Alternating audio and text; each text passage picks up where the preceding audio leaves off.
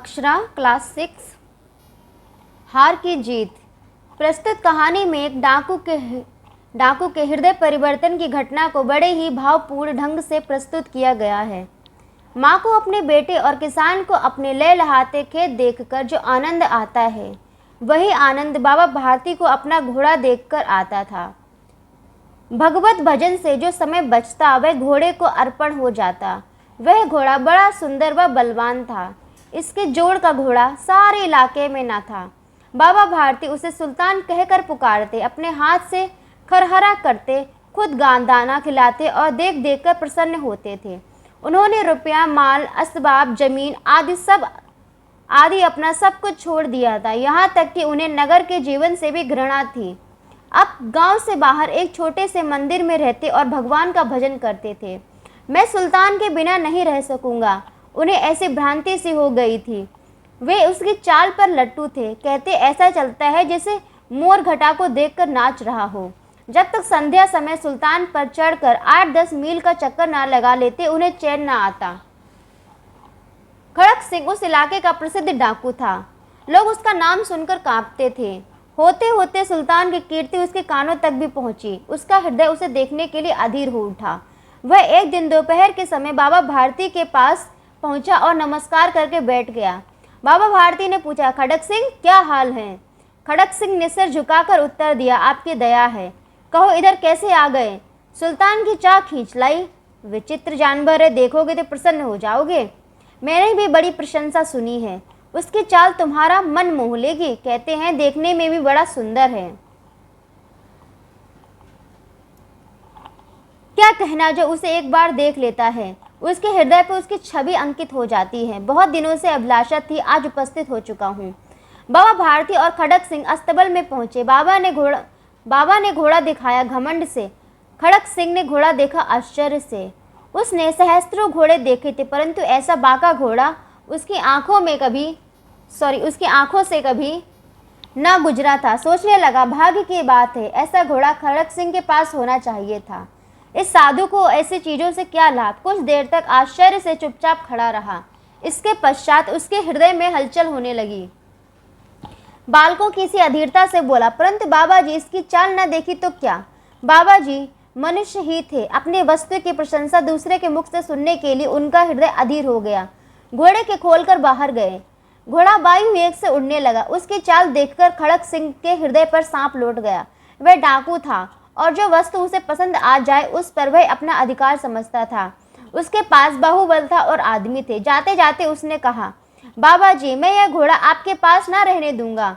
बाबा भारती डर गए। अब उन्हें रात को नींद न आती। सारी रात अस्तबल की रखवाली में कटने लगी। प्रति क्षण खड़क सिंह का भय लगा रहता, परंतु कई मास बीत गए और वह न आया। यहाँ तक कि बाबा भारती कुछ असावधान हो गए और इस भय को स्वप्न के भय की नाई मिथ्या समझने लगे। संध्या का समय था। बाबा भारती सुल्तान की पीठ पर सवार होकर घूमने जा रहे थे। इस समय उनकी आंखों में चमक थी, मुख पर प्रसन्नता। कभी घोड़े के शरीर को देखते, कभी उसके रंग को, और मन में फूले न समाते थे। सहसा एक ओर से आवाज आई, ओ बाबा इस कंगले की सुनते जाना। आवाज में करुणा थी। बाबा ने घोड़े को रोक लिया। देखा एक अपाहिज वृक्ष की छाया में पड़ा कराह रहा है। बोले, क्यों, तुम्हें क्या कष्ट है? अपाहिज ने हाथ जोड़कर कहा, बाबा मैं दुखिया हूँ, मुझ पर दया करो।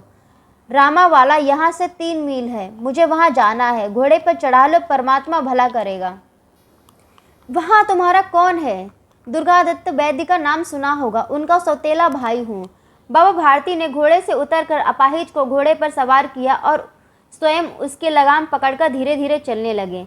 सहसा उन्हें एक झटका सा लगा और लगाम हाथ से छूट गई। उनके आश्चर्य का ठिकाना ना रहा जब उन्होंने देखा कि अपाहिज घोड़े की पीठ पर तनकर बैठा है और घोड़े को दौड़ाए लिए जा रहा है।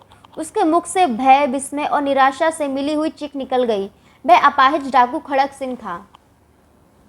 बाबा भारती कुछ देर तक चुप रहे और इसके पश्चात कुछ निश्चय करके पूरे बल से चिल्लाकर बोले, जरा ठहर जाओ। खड़क सिंह ने आवाज सुनकर घोड़ा रोक लिया और उसकी गर्दन पर प्यार से हाथ फेरते हुए, बाबा जी यह घोड़ा अब ना दूंगा, परंतु एक बात सुनते जाओ।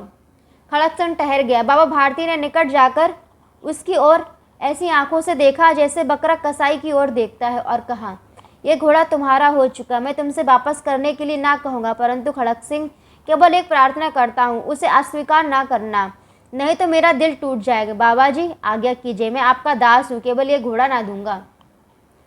अब घोड़े का नाम ना लो, मैं तुमसे इसके विषय में कुछ ना कहूंगा। मेरी प्रार्थना केवल यह है कि इस घटना को किसी के सामने प्रकट ना करना।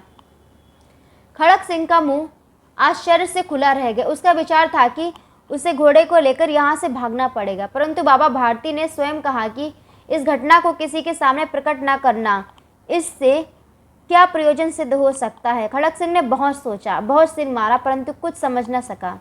हार कर उसने अपनी आंखें बाबा भारती के मुख पर गड़ा दी और पूछा, बाबा जी इसमें आपको क्या डर है। सुनकर बाबा भारती ने उत्तर दिया, लोगों को यदि इस घटना का पता चल गया तो वे किसी गरीब पर विश्वास न करेंगे। यह कहते कहते उन्होंने सुल्तान की ओर से मुंह मोड़ लिया, जैसे उनका कोई संबंध ही ना रहा हो। बाबा भारती चले गए, परंतु उनके शब्द खड़क सिंह के कानों में उसी प्रकार गूंज रहे थे। सोचता था, कैसे ऊंचे विचार हैं, कैसा पवित्र भाव है। उन्हें इस घोड़े से प्यार था। इसे देखकर उनका मुख फूल की नाई खिल जाता था। कहते थे, इसके बिना मैं ना रह सकूंगा। इसके रखवाली में वे कई दिन रात सोए नहीं, भजन भक्ति ना कर रखवाली करते रहे, परंतु आज उनके मुख पर दुख की रेखा तक न दिखाई पड़ती थी। उन्हें केवल यह ख्याल था कि कहीं लोग गरीबों पर विश्वास करना न छोड़ दें। ऐसा मनुष्य नहीं देवता है। रात के अंधकार में खड़क सिंह बाबा भारती के मंदिर में पहुंचा। चारों ओर सन्नाटा था। आकाश में तारे टिमटिमा रहे थे। थोड़ी दूर पर गांव के कुत्ते भौंक रहे थे। मंदिर के अंदर कोई शब्द सुनाई ना देता था। खड़क सिंह सुल्तान की बाग पकड़े हुए था। वह धीरे धीरे अस्तबल के फाटक पर पहुंचा। फाटक खुला पड़ा था। किसी समय वहां बाबा भारती स्वयं लाठी लेकर पहरा देते थे, परंतु आज उन्हें किसी चोरी, किसी डाके का भय न था। खड़क सिंह ने आगे बढ़कर सुल्तान को उसके स्थान पर बांध दिया और बाहर निकलकर सावधानी से फाटक बंद कर दिया। इस समय उसकी आंखों में नेकी के आंसू थे। रात्रि का तीसरा पहर बीत चुका था। चौथा प्रहर आरंभ होते ही बाबा भारती ने अपनी कुटिया से बाहर निकल ठंडे जल से स्नान किया। उसके पश्चात इस प्रकार जैसे कोई स्वप्न में चल रहा हो, उनके पांव अस्तबल की ओर बढ़े, परंतु फाटक पर पहुंचकर उनको अपनी भूल प्रतीत हुई। साथ ही घोर निराशा ने पांवों को मन भर का भारी बना दिया। वे वहीं रुक गए। घोड़े ने अपने स्वामी के पांवों की चाप को पहचान लिया और जोर से हिनहिनाया। अब बाबा भारती आश्चर्य और प्रसन्नता से दौड़ते हुए अंदर घुसे और अपने प्यारे घोड़े के गले से लिपट कर इस प्रकार रोने लगे, मानो कोई पिता बहुत दिन के बिछड़े हुए पुत्र से मिल रहा हो। बार बार उसकी पीठ पर हाथ फेरते, बार बार उसके मुंह पर थपकियां देते। फिर वे संतोष से बोले, अब कोई गरीबों की सहायता से मुंह ना मोड़ेगा। सुदर्शन का वास्तविक नाम बद्रीनाथ भट्ट था। इनका जन्म सन 1895 ईस्वी में पंजाब स्थित सियालकोट वर्तमान पाकिस्तान में हुआ था। कक्षा 6 में ही उन्होंने अपनी पहली कहानी लिखी थी। कहानी के अतिरिक्त उन्होंने उपन्यास, नाटक, जीवनी, बाल साहित्य, धार्मिक साहित्य, गीत आदि भी लिखे। इनकी प्रमुख रचनाएं पुष्पलता, सुप्रभात, परिवर्तन, पनघट, नगीना, भागवंती आदि हैं। आपने अपनी कहानियों में आदर्श की प्रतिष्ठा की है। सन 1967 में इनका देहावसान हो गया।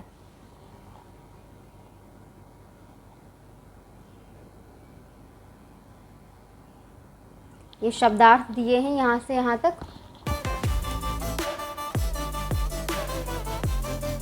और ये यहाँ से यहाँ तक है।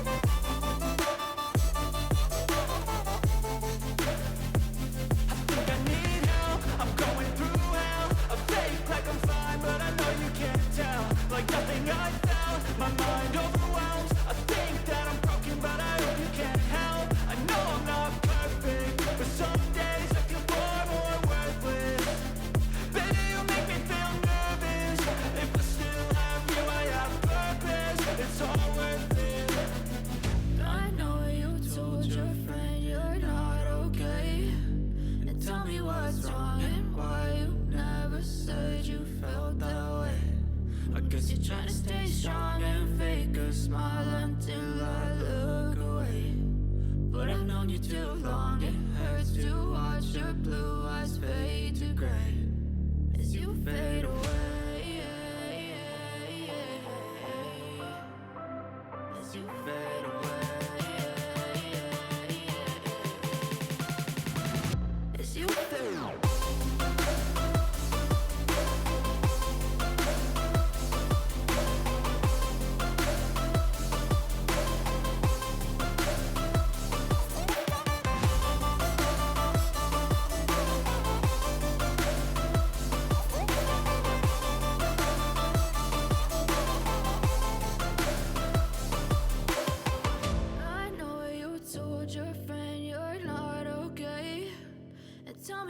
what's wrong and why you never said you felt that way. And guess you're trying to stay strong and fake a smile until I look away. But I've known you too long, it